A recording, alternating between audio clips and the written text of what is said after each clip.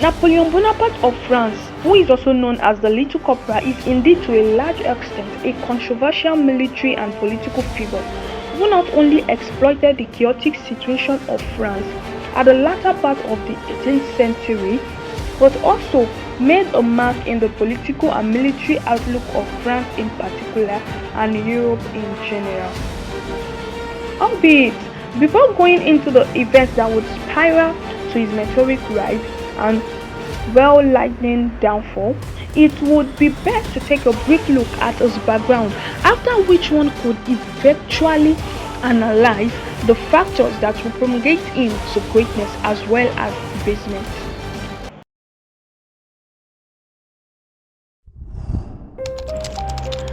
Napoleon Bonaparte began his life in a relatively modest and non-flamboyant circumstances. He was born on the 15th of August 1769 at Ajaccios on the island of Corsica, after France had just recently taken the island from the Republic of Genoa.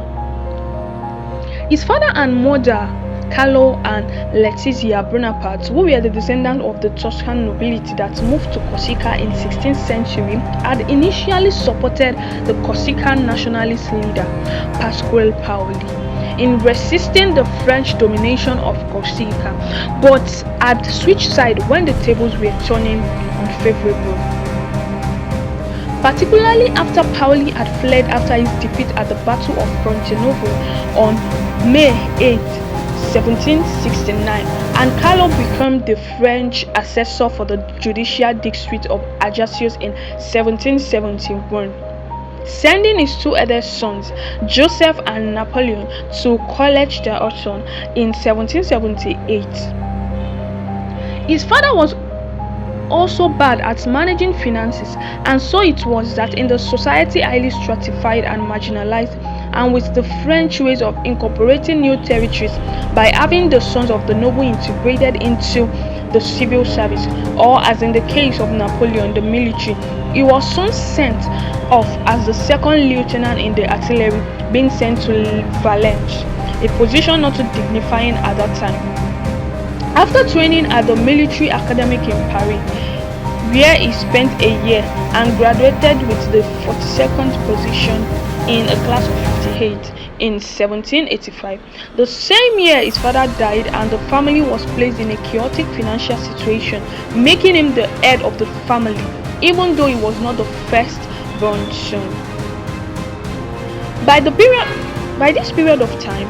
however, Napoleon not only became extremely interested in war strategies, but also had strong personal desires of climbing up the ladder in a society that is highly stratified, and was also fascinated and intrigued by many ideas of enlightenment, especially those of Rousseau and Voltaire. He also had interest in mathematics and science. Simultaneously, he also still had a great amount of emotional attachment to his birthplace, Corsica, and even wrote his first book, Lettres sur la Corse, on that theme. And since Paoli was already allowed to return to Corsica after the calling of the National Assembly in Paris in 1789, he threw his lot in with Paoli, but the latter rejected him due to his resentment of the fact that Carlo, Napoleon's father, had rejected his curse after 2 decades before, and it was so that by April 1791, when Napoleon had been appointed first lieutenant of the 4th Regiment of Artillery at Valence, he also became active in politics and joined the radical Jacobins Club, and by 1792, war with Austria broke out, in the course of which Napoleon also had a final fallout with Paoli, having joined the Corsican Jacobins in resisting Paoli's attempt to make Corsica an independent state, eventually leading to the entire Bonaparte family fleeing to the French mainland. Since the hope of a meteoric rise through Corsica was now dashed, Napoleon turned his attention more determinedly to another potential road to greatness, the Jacobins. Being a radical revolutionary group, the Jacobins seized power in 1793 under Maximilian Robespierre, and with this change in power came Napoleon's first taste of his long-awaited rise to stardom, such that just within 4 months he went from being a captain to being a brigadier general, with the siege of Toulon being his main push to the limelight after he displayed exceptional acumen in taking over the territory space from the royalists who had seized it earlier and had been supported by the British Navy. However, this was not to be for long, as his rise was intercepted and his life even endangered with the fall of Robespierre in July 1794, signaling the end of the Reign of Terror. He was arrested on a charge of conspiracy and treason, and even though he managed to get his freedom, he was not restored to his command, but instead, in March 1795, he was sent to La Vendée, where he was placed in command of the artillery of the Army of the West. The demotion grossly affected him and made him despair of continuing stay in France. However, things took a quick turn when in 1795 a huge swarm of royalists attempted storming the National Convention, and Napoleon was tasked with the duty of defending the convention after Paul Barras, one of the prominent and mischievous political leaders at that time, had heard of Napoleon's exploits at Toulon. With Napoleon saving the day with a whiff of grapeshot and putting the mob to flight, another phase of Napoleon's rise to power was unveiled, as he was immediately appointed commander of the Army of the Interior and an advisor to the Directory, as the new government which replaced the convention was called. With Barras manipulating the votes to become one of them, Barras was said to have managed to persuade the Directory to appoint Napoleon the commander of the Army of the Interior by telling his fellow directors, "Promote this man or he will promote himself without you," showing that Barras evidently understood the extreme nature of Napoleon's ambition. He also introduced him to Rose de Beruat, later named Josephine by Napoleon, a 32-year-old widow whose husband had been guillotined during the Reign of Terror under Maximilian Robespierre, and who he married on March 9, 1796. Although Josephine would later prove to be cunning and promiscuous, which affected their relationship to some extent, although they made a suitable facade in public.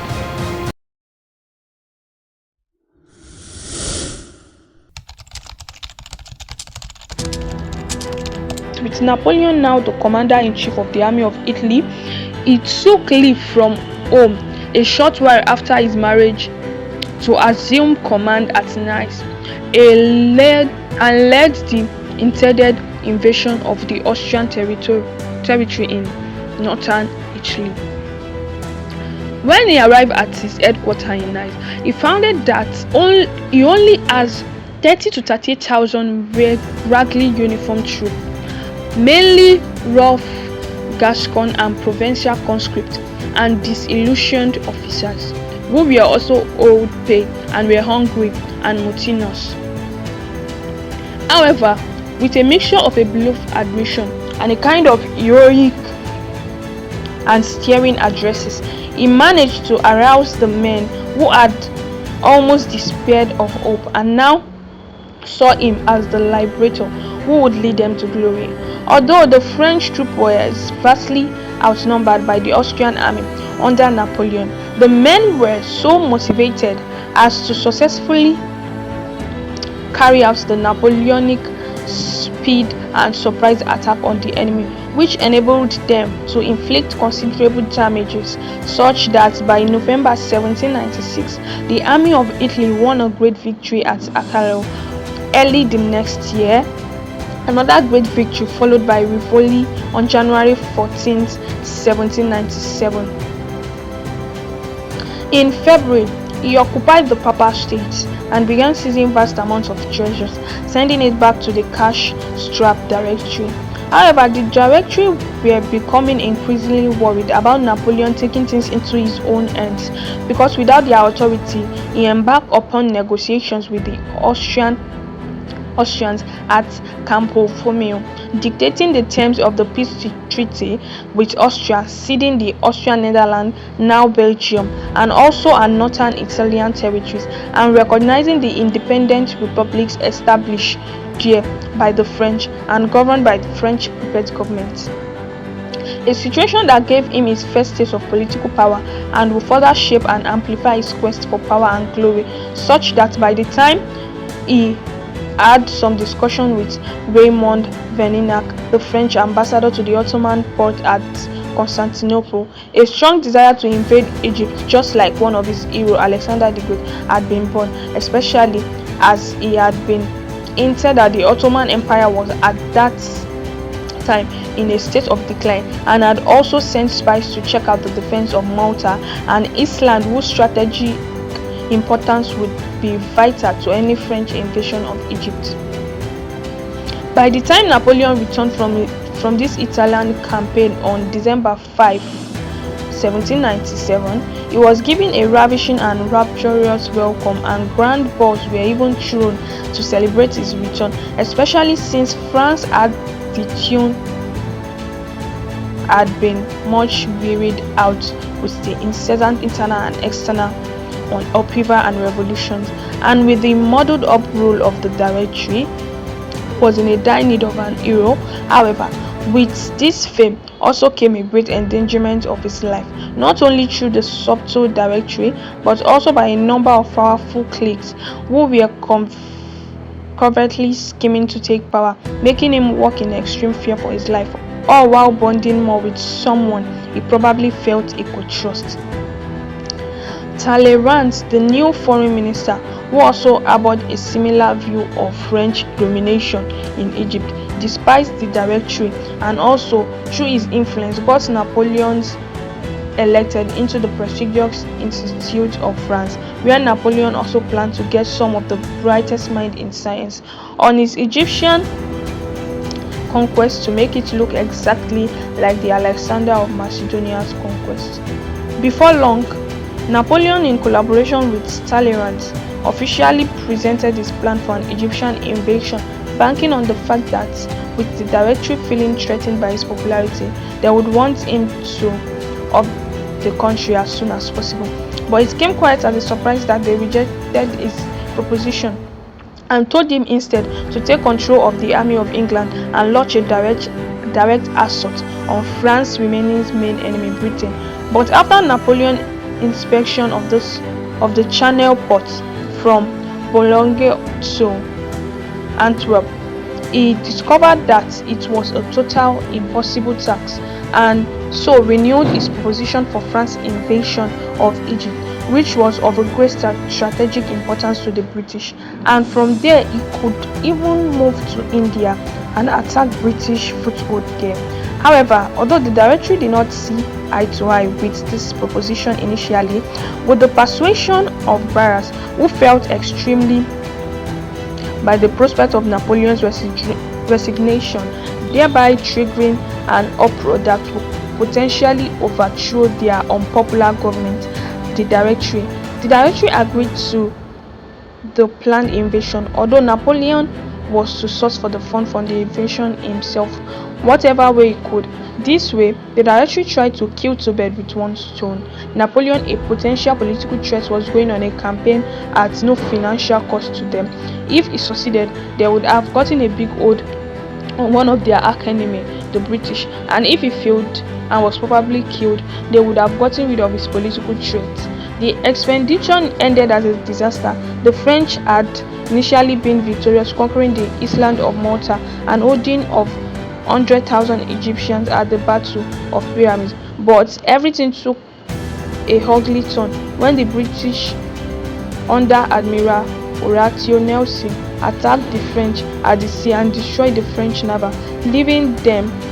extremely vulnerable. So it was that, with the French army now badly weakened and seeing no prospect of success, Napoleon, who had his eyes on the developments at home, made for France in secret with some of his closest officers and was welcomed like a hero, the people being oblivious of the real situation of things at that time.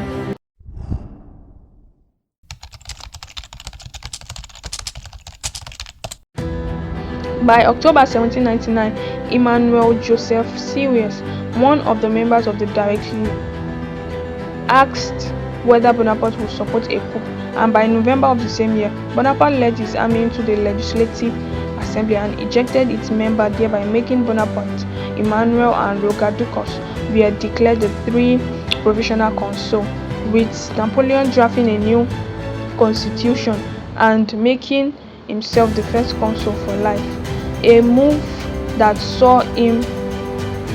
rise to peak of power in France and the territory it occupied. After securing his hold on power, Napoleon went on a spree of conquest, which would eventually lead to his fall. He met the Austrians at the Battle of Marengo, thereby securing back the Italian territory he had hitherto won, and crowned himself as emperor on December 2, 1804. Was crowned king of Italy on May 26, 1805 at the Milan Cathedral, and created an imperial nobility in 1808. He was also involved in fighting the British from 1803 until 1805, and has even hoped to bombard the British mainland in 1805, if not that he was defeated at the Battle of Trafalgar. He afterwards invaded the Austrian capital of Vienna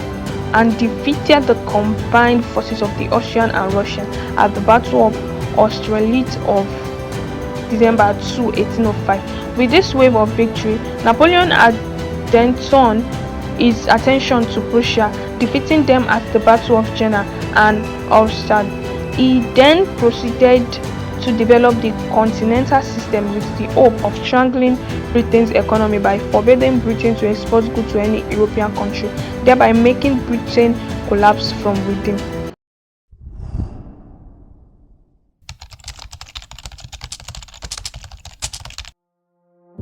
Defeat started rolling in, beginning with the British aiding the Portuguese and the Spanish Royalists united under the command of Arthur Wellesley started bombarding French troops, which made them to start losing what became known as the Peninsular War. Also, by 1812, when Napoleon was at his most powerful and control over vast territories stretching from the Illyrian province to the Papal States, the Tuscany, the Netherlands, part of Germany, the Kingdom of Westphalia, Spain, Italy, Naples, and so on, he made the costly mistake of continuing in the Peninsular War, also invading Russia, which led to the disastrous loss of thousands of men. At the later Battle of Leipzig on October 16 to 19, 1813, also the Austrians badly defeated the French troops, which signaled the first major blow to Napoleon's meteoric rise, in which he was forced to accept the Treaty of Fontainebleau and was exiled to the island of Elba, albeit with some of the French being upset at the Bourbon Restoration, with Louis XVIII being imposed on them by foreign powers and Napoleon himself being afraid of being exiled into a more remote region or not getting his proposed allowance. He decided to risk everything and try to regain power in France, and indeed he was quite successful as he gained increasingly support from the French, and with Louis XVIII abdicating in order to prevent civil war. Napoleon was thus back in power by March 1815, and although the British and Prussians were unhappy with this, they were both defeated at the Battle of Brass and Ligny respectively. However, at the Battle of Waterloo, Napoleon was eventually defeated and was sent into another exile, this time on the remote South Atlantic island of St. Helena, where he spent the rest of his life till his death in 1821. It is important to note that Napoleon's rule did make France an hegemony in Europe during the early decades of the 19th century, especially its dominance in most of what would cumulatively be known as the Napoleonic Wars, and it would also under his rule that long-lasting reforms were introduced, a number of which continued to the present day. However, like a scholar puts it, his unchecked ambitions eventually gave way to his fall, which might not have been the case if he had instead chosen to consolidate more deeply the territory he had already acquired after many years of war of expansion and dominance.